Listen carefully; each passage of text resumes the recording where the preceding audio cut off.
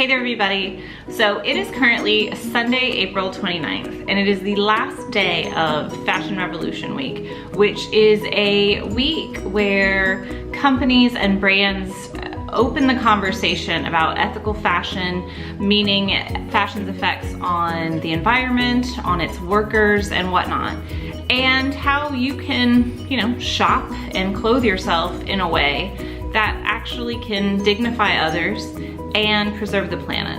Now, I know that sounds like a hippie crunchy thing, but I definitely believe that we don't realize our effect on the planet or others. And truth be told, it honestly breaks my heart to think that me contributing to fast fashion and buying quantity over quality can really risk someone's life. It is really kind of gross to me and sad.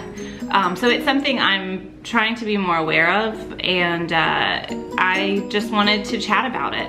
Now, a lot of people that are in the green beauty community, it's like this slippery slope where if you are eco-conscious with your beauty routine, you're probably somewhat aware of fashion's effect on the environment. And it's true, there's a lot of water waste, there's a lot of pollutants that go into making garments.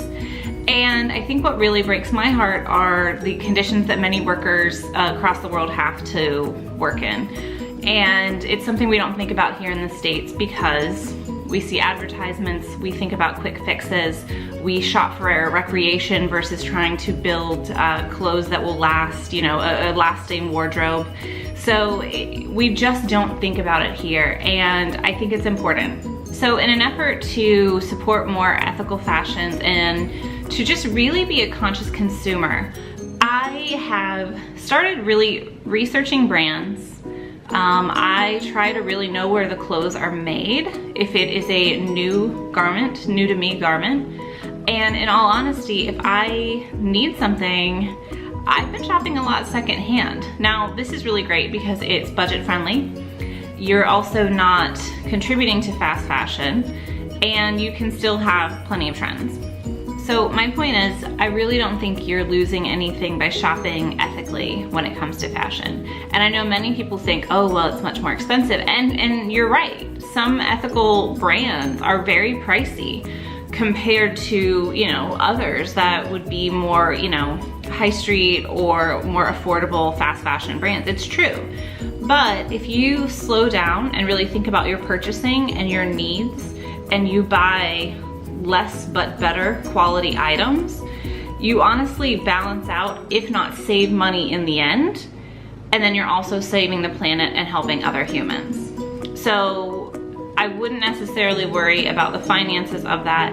If you are truly shopping consciously, you are not just shopping in bulk. But that being said, it is fun to still shop, right? We still like new things, I just rotated my wardrobe from kind of winter to spring, right? And there were some gaps in it. I have so much black, white, and gray clothing. I needed some color, right? And I'm allowed to do that. So that's why I like to look on websites like Poshmark or ThredUp, or locally here to the Raleigh area, there's a store called Dress. Or this week I was actually able to go to an event at the Flourish Market. Now the Flourish Market, for instance, is a completely ethically sourced clothing store. And they have other jewelry and candles and even some kids clothing there too that is all ethically sourced and made. So you can literally look at many of the tags of the clothing and the tag will literally say who made it, where it's from, and you can easily look back at that company's factory to see the workers' condition, which I just think is amazing. I wanted to take you with me to that event, and it was kind of nice because the blogger Molly Stillman was speaking at the event and really just told us how we can recycle our clothes. So say you have things that are just like beyond selling, beyond donating, you can actually recycle your clothes. And it's worth a Google search to see where you can recycle textiles in your area. And I was surprised to see how easy it was. So here is my footage from the Flourish Market, and you can actually kind of see what goodies they have. They do actually have an online store, which is pretty awesome, but they have a range of price points and a range of items. So you really don't go without fashion-wise there. All right, well, here we go. So I am walking into the Flourish Market in downtown Raleigh. They're doing an event tonight for Fashion Revolution Week where they're gonna have a panel of bloggers that hold ethical fashion close to their heart, and they have asked us to bring clothes to recycle. So I went through some items of mine that really weren't worth selling or donating, and they're gonna kind of show us how our clothes can get a second life and we can make purchases that are better for the environment and better for people, and we can still look adorable.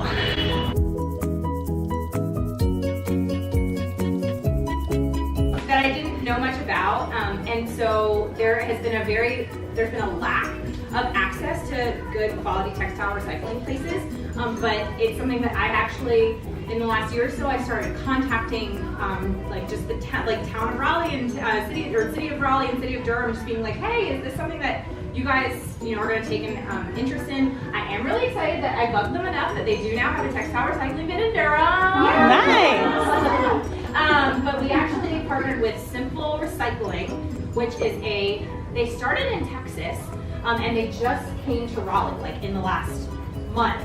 But you can go on their website, you can actually request a curbside pickup, and they take everything from clothes, shoes, accessories, handbags, all that kind of stuff that is too tattered, it's too worn, you can't donate it, you can't sell it, you can't upcycle it, you can't repurpose it. Like literally the only thing you would probably do is put it in the trash. They can take it and they can recycle it, which is awesome. It's just something that like in your conversations with people, especially like if you're having girls' night out and people are talking about cleaning out their closets, you can just kind of insert into the conversation, ways that they can best get rid of their old items to help kind of just reduce waste in the landfills. So I don't think, I recorded it, but Molly really encouraged us that if you're going to donate clothing, right? We all love spring cleaning, but if you're gonna donate clothes, look for maybe women's shelters or different companies that those items will go directly to a human. There is a very large donation center in the area that's in everywhere in the US. It honestly is probably global, that 80% of its items end up in landfills, right? So those clothes aren't actually being used by people. They're even getting wasted. So do your research, really see where your clothes are going. And honestly, sometimes, I know you can't necessarily write it off, but sometimes just sharing it with your friends and doing a clothing swap is a great way to get new life in your wardrobe and to clean out your closet. Now I wanna ask you, what can you do? What little step can you do to tweak your shopping habits or your closet or your wardrobe planning to make your closet a little more sustainable, a little more ethical? It may not be as hard as you think. It may be as easy as really asking yourself, do I need this? Or is this an emotional purchase? Things like that save you money and truly help other people. I know that, this might seem like a kind of crazy hippie thing to talk about. And I think it's just because it's not as common, right? It's foreign to a lot of us. But I really was moved by a documentary called The True Cost. If there's anything that you kind of get from Ethical Fashion Week, it would be to just search, where are your clothes made? Who made my clothes? Ask those questions. And maybe, if you're feeling froggy, go on Netflix and watch The True Cost. It will really move you, and it will really make you think about what you need and how you're consuming goods and your habits' effect on the environment. So I hope I gave you a little bit of food for thought, and I hope you have a great rest of the week. I'll see you later. Bye.